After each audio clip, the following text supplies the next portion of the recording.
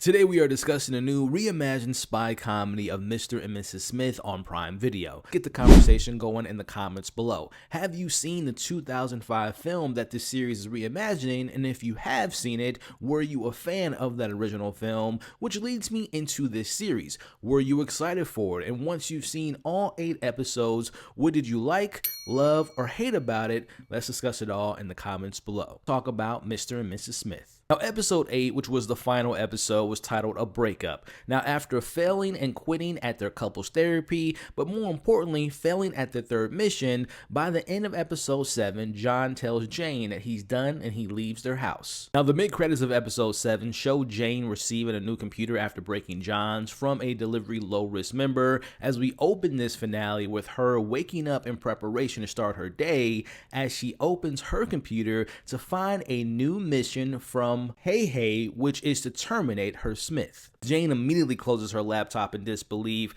I know the first thought going on in her mind is remembering the vow that John gave her that they would never kill each other, but she also knows if she doesn't comply, her life will be on the line. As she heads to her favorite bagel shop where her and John shared their first breakfast together, as she notices a happy couple together, remembering the good times that her and John once had. As she prepares to feed Max, out of nowhere, a bullet just misses her as the shots begin to fire in. We see Jane checking on Max and she notices blood dripping from the counter, and her best friend Max is now dead. Now, in her mind, I know she immediately thinks that this was probably John, and yet again, this is him breaking a vow, which was to never harm Max, as she's now out for blood. Now we cut over to seeing John with his mother as we learn that he's been staying with her since leaving Jane. Now as they arrive home, John sees the toilet seat up, which is a major red flag because during their therapy sessions with Jane, the one nice thing that she said about him was that he kept this toilet seat always down. As we see John sending his mom to run some errands, and for me, it was pretty clear that they're both being targeted at this point by their agency after failing their third mission. As John slowly observes the front door, he finds a trap wire at the front door that connects to a bomb. As he texts Jane that he wants to talk to her, and she messages back that she's not too far from him, and to me, whatever love was there for them is being replaced with kill or be killed. As they meet at the Whitney Museum of American Art, as John starts with the small talk, but Jane wants to cut straight to the chase and she wants him to look her in her eyes. Now, instead of addressing what they both just went through, this moment shows how disconnected they are and how focused they are on the wrong things. As she calls him the cruelest man that she's ever met, he fires back at her and questions if she actually slept with a neighbor, but before it gets too nasty, they decide to take things outside. We watch both of them preparing to kill each other, still under the assumption that they were the ones that were just trying to take each other out. Jane takes the first step ahead and makes the move and traps John in the revolving door and leaves him inside with a ticking bomb, leaving him to think on a quick way to escape. Now we see the bomb actually does go off, but John manages to escape and the chase to actually kill each other now begins. As we see Jane impersonating John, pretending to be out of breath, which I thought was hilarious, as they fight in front of everyone and people are now intervening, leaving both John and Jane to fight off these people. As we inevitably see them causing a major scare by causing chaos to avoid the police, we see John calls her and tells her how pretty she was when they first met in the elevator, and he questions if everything they've experienced was actually real, but Jane keeps her emotions at bay and tells him that this was all a part of her plan, as that's all John needed to hear as the chase resumes. Now, as John is getting closer to her, he gets hit by a taxi, and we see Jane clearly showing some concern, and even in the heat of the moment, she goes to kind of check on him, and he's okay as the chase takes them back to their house. Now, inside, we see that John's mom is making tea, and officially, this is the first time that we see Jane meeting his mom, which her name is Denise, and she says that she's John's mom, aka Michael. Now, Denise invites Jane to have a little bit of a talk over tea, and in this discussion, we find out that Michael relocated his mom a few months back. Now, Denise is here on her own accords, and she wants to let her know how her son feels about her. Now, while outside, Michael runs into the neighbor, played by Paul Dano, and he makes up this story about falling off the balcony and losing his keys, and he needs to cut through his house to re-enter. Back inside, Denise knows they're splitting up, but wants to let Jane know that Michael needs to know that she loves him. We hear about how he's so attached and how attached he can be, but he also needs to feel safe. But if not, He plays the role of whatever you want him to be, which to me explains his behavior towards Jane throughout this series.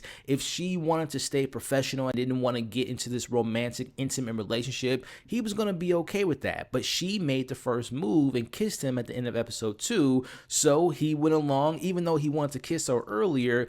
But again, this is show that he allowed Jane to take the lead. Again, he played the role. Now, Jane is still holding her ground about not wanting to be with him as Denise leaves with some last words of it being a shame that they couldn't make this thing work out, that they couldn't figure things out because it appears they had a beautiful life. Now, back with Michael and the neighbor, we see Michael exploring his belongings and prolonging this interaction by asking for a cup of water and ice. Now, the neighbor talks about recently being divorced while Michael makes his way downstairs to find that the neighbor has been spying on them since they first arrived. Now, the neighbor, played by Paul Dano, his name is Harris, and he is an agent, but not a spy agent. Instead, he's a real estate agent, and he's been obsessed over this house, which was pretty obvious based on the questions about it when we first saw him interacting with Jane. Now, his passion is to sell this home. We see Michael is relieved to know that him and Jane didn't sleep together, and he's very apologetic towards Harris as they share a drink, and Harris shares some advice with him about marriage,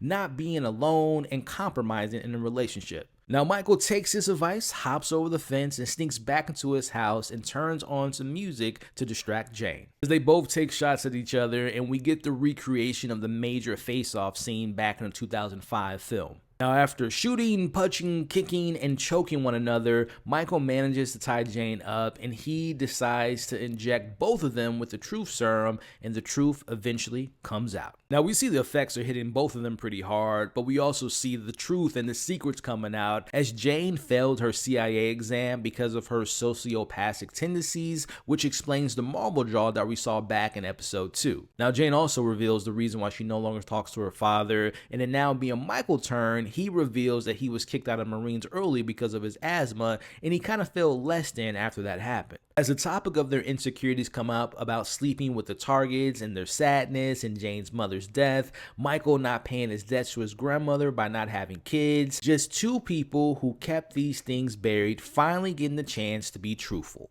Now, they go a step further and they admit that they missed shots at each other, but just when things are starting to go right, in come the other John and Jane that we met in episode 4, and they're here to kill them. We finally learn what it means to be a high-risk agent, as this John and Jane are finalizers. They kill other Smiths. They kill Smiths that try to leave the program. We also find out that they've been tracking them since the very beginning, and they talk about their supervisor, who they view as a god. Now, I love this moment here because it's a great callback to the joke of John sneezing 3 times, which created a perfect opportunity for them to get away from them as John is shot in the eye, leaving Jane and our John to run upstairs to their escape room. But unfortunately, Michael was shot and they only have 1 bullet left to defend themselves. Bringing it back to the core issue in their relationship, for the first time since the start, Jane wants Michael to come up with a plan and take the lead, as he suggested they wait till the lights go off so they can use that to their advantage. Now, we see Michael is unfortunately slowly dying by the loss of blood,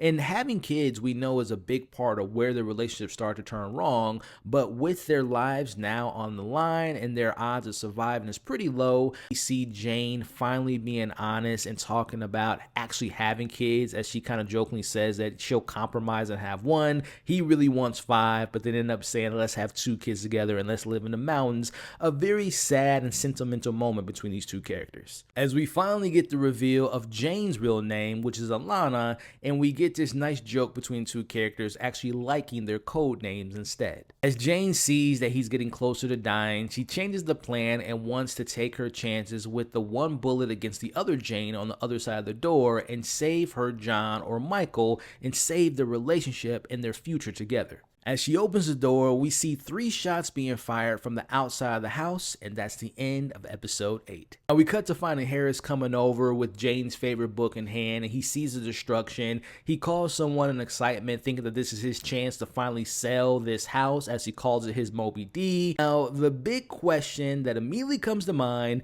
did John and Jane or Alana and Michael, did they live or did they die? Now, if we take a look at the scene, we saw 3 shots being fired, but remembering that Alana or Jane said that she only had 1 bullet left. So to me, I believe both Alana and Michael did ultimately die, but Who's to say that she may have shot the other Jane? That's where the one bullet comes in. Then Jane shot back at her. That's the second bullet. And maybe Alana wasn't hit by the shot. She took Jane's gun and finished her off, and that explains the third and final shot. Which opens up the back half of this video, which is what are the chances of a continuation, aka a season 2? Now, I've seen a handful of interviews with the actors promoting this show, but the question of a season 2 was really never brought up. And listening to how Donald Glover's discussed the show, to me, it sounded more like this was a one and done series to take the idea of the original movie, but really examine the relationships first while also being spies, versus the film having obviously the opposite of already being in an established relationship and them re-falling in love with each other and taking out the agency that tried to kill them. Listen, even though I feel like this could be a one and done series, if this series breaks records as the most streamed series on Prime Video, they might do a season 2. And I wouldn't be opposed to seeing if they survive the continuation of them, obviously maybe having kids, rebuilding their relationship, taking out the agency who's probably going to be hunting them, or if they decide to do like an anthology series and we meet a new John and Jane. So let me know, number one, do you feel like they survived the end of this series? And if so, what would a life look like for them? And number two, would you like to see a season 2 with our same characters or an anthology series like I pitched? Let me know your thoughts on that in the comments below. But as far as the final episodes go, I thought that this was a nice way to reverse engineer this very interesting situation that our characters found themselves in. As spies having to work together on missions while also falling in and out and back in love again, I thought this had some of the best choreographed fights because if I'm being honest, I thought that some of the fights weren't the best in the entire series, but this fight had actual meaning. But as far as the cliffhanger goes, open-ended cliffhanger endings aren't really my thing, but I do like how they handle it because dead or alive, at the end of the day, they did actually care and truly love each other at the end, which was the actual destination and the focus of this entire series. Two different people from two different walks of life living and finding themselves in this life of spies and lies and ultimately finding love at the end of the day. So to me, it was a good finale, not a great finale, but overall a solid way to end this series. To wrap it all up, this show was ultimately about a relationship and being relatable to those that have experienced being in a relationship in which you found someone in which you thought you loved. Now, John and Jane had the opportunity to become super spies, but at the end of the day, they're just regular people who had to put on these stylish clothes to find themselves on these international huge action set pieces. But during all that, John and Jane have to find the most important part of what makes this a real connection. I really enjoy watching this arranged marriage become something real and authentic, seeing them saying their first I love yous, to dealing with in-laws, to dealing with personal space and having each other backs and learning each other's habits, discovering each other's sexual preferences, having their big conversations about kids, experiencing jealousy, and ultimately seeing what I know sometimes I've done in the past with a long-term relationship, that's using your partner's deepest vulnerabilities as a weapon during arguments. Now, this show had all the elements you've come to see in a James Bond film, meets the things I love about a good rom-com, which made watching Mr. and Mrs. Smith an experience that I will remember. To share all your thoughts on each episode, how you felt about the ending, and of course your favorite episode, your favorite guest role, what worked, what didn't work. Should there be a season 2? Let's talk about it all in the comments below. You all are awesome. Hope you all are staying safe, and I'll catch you all on the next video.